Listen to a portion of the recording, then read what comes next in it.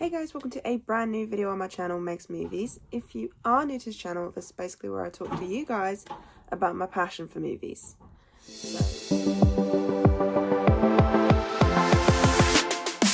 Okay, so I just want to start off by saying apologies if you hear any noises in the background right now. They're doing something outside, either my house or next door's house. I'm so sorry, but this is the only time I can record. So if I pause or if I have to edit this differently, apologies, heads up. But we are back with another 2025 movie review, and I am finally going to review Final Destination Bloodlines. Yes, the newest horror film to come out this year. And you know what? I'm going to say this. The horror films have been doing really well so far. The ones I've seen anyway. So, yeah, so Final Destination Bloodlines. I'm going to give you a very basic plot summary. We are following the character of Stephanie and her family. And what it is Stephanie is having dreams about her grandma's premonition that she had when she was younger.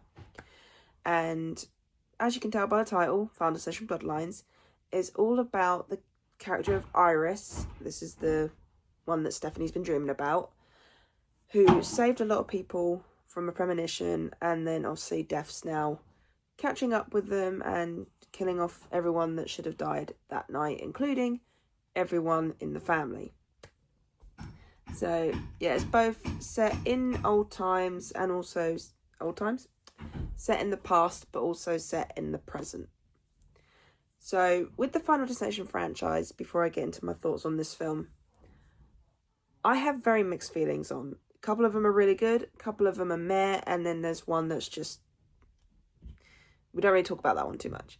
But with these films, they always unlock a new paranoia for me. I always get scared about new things. I mean, thanks to Final Destination 1, scared of planes.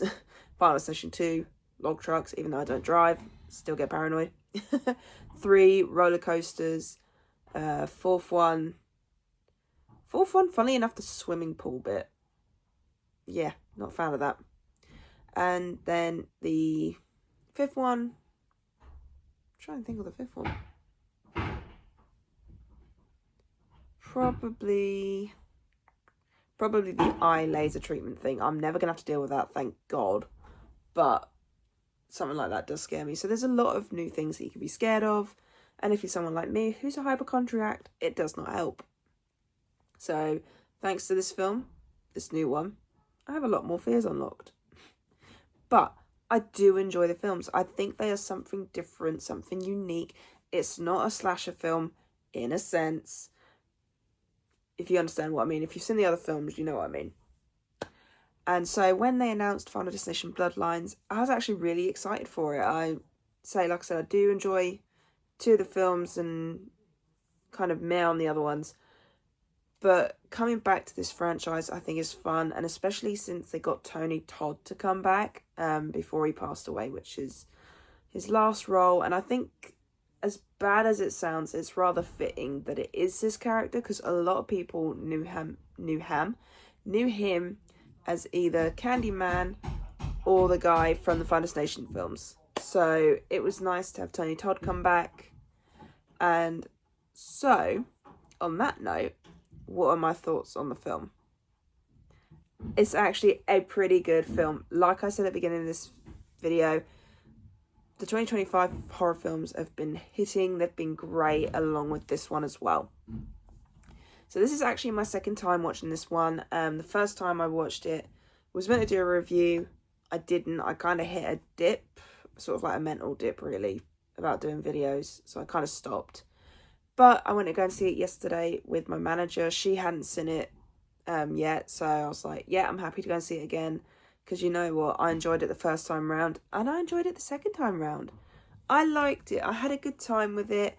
The characters, the deaths, the premonition, pretty much most of it is good. I want to start off by saying about the premonition at the opening. I like how they changed that up a little bit, and I'm not going to say fully what the difference is, but I like how they dealt with that one, what they did. And then I like how this time around, not only is it just following a family, because obviously the grandma survived, so Death's now trying to cut out the people that shouldn't really be around.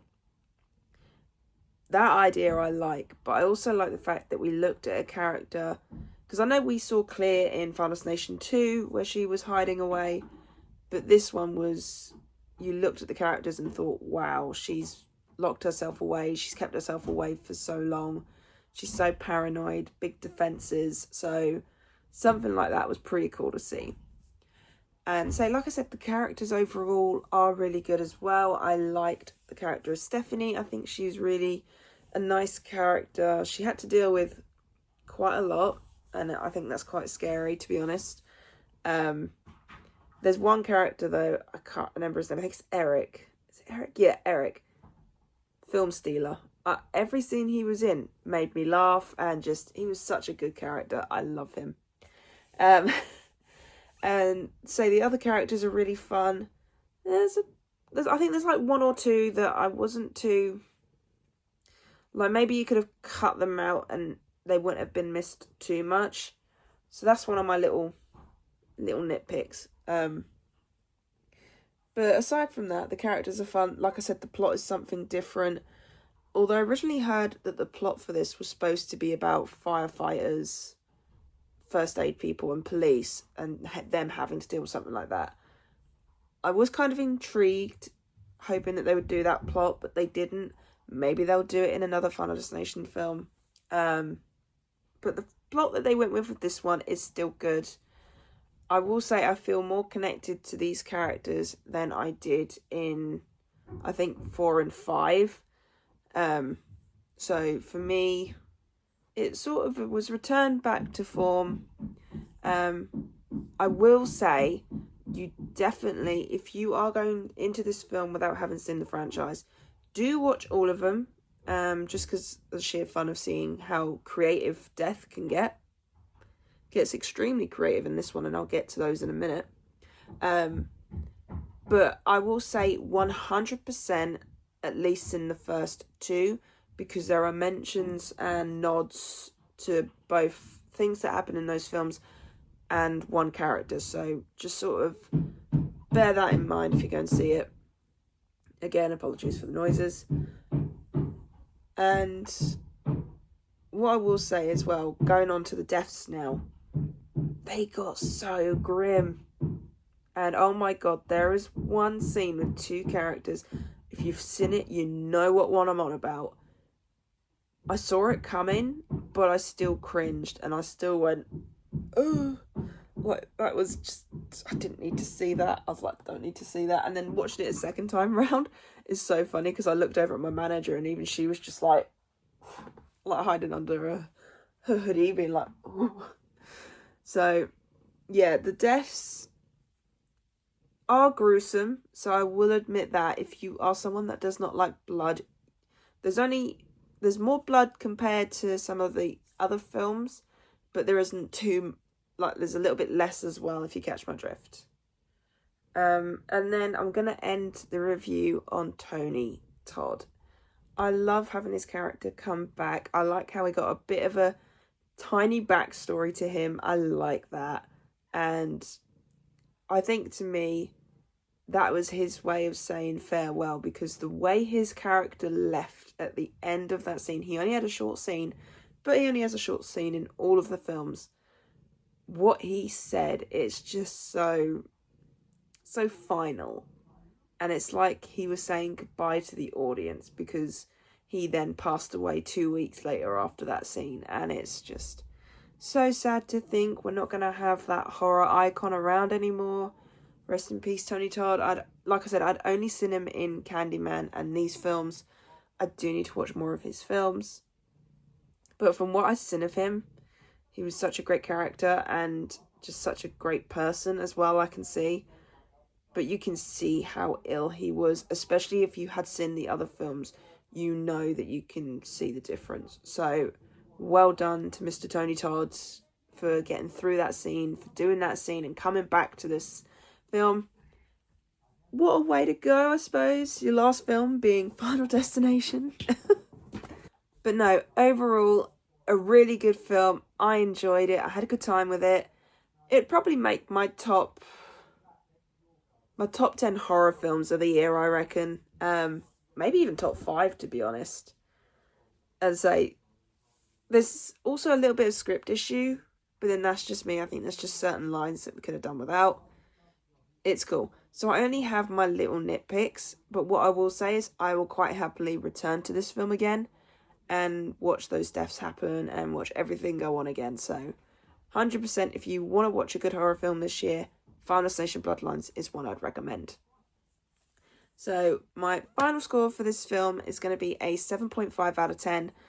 I think I originally did give it a 7 or a 7.5 when I first saw it, or maybe I gave it an 8. I can't really remember. I'll have to look back.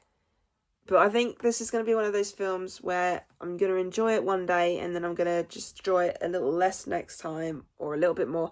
It's going to be one of those, it's sort of like what I'm in the mood for kind of thing. But I'm glad I got to see it on the big screen, because not only that, but the first time I went to go and see it, I got to see the original Final Destination film as well, because they were doing a double bill. Oh, so happy for that. Loved that. So good. And yeah, so expect a ranking of all the movies. I was going to do reviews for all the movies on my channel, but that kind of went out the window. Because my main priority right now is Lilo and Stitch. I want to make sure I get all the movies watched and reviewed for this channel, because Lilo and Stitch is my passion, as we all know. So Final Destination I will do the reviews for at some point in the future, because I would like to be able to say that I can review every franchise, every movie, you know. So we'll see. We'll see. But yeah, so that was my review for Final Destination Bloodlines. So yeah, I really hope you enjoyed it. If you did, then do give it a thumbs up. And if you are new to the channel, then go ahead, hit that subscribe button and also notification bell down below to be notified when I post. And leave me your comments and thoughts on Final Destination Bloodlines. Did you enjoy it? Did you not enjoy it? Do you like the idea of what they went with, going with a family bloodline? But what's your favourite Final Destination film? Let me know. And also, no, don't let me know about deaths, to be honest, because that's going to spoil things. So just let me know what your favourite Final Destination film is and why. So yeah, I really hope you enjoyed this video, and I'll see you guys next time.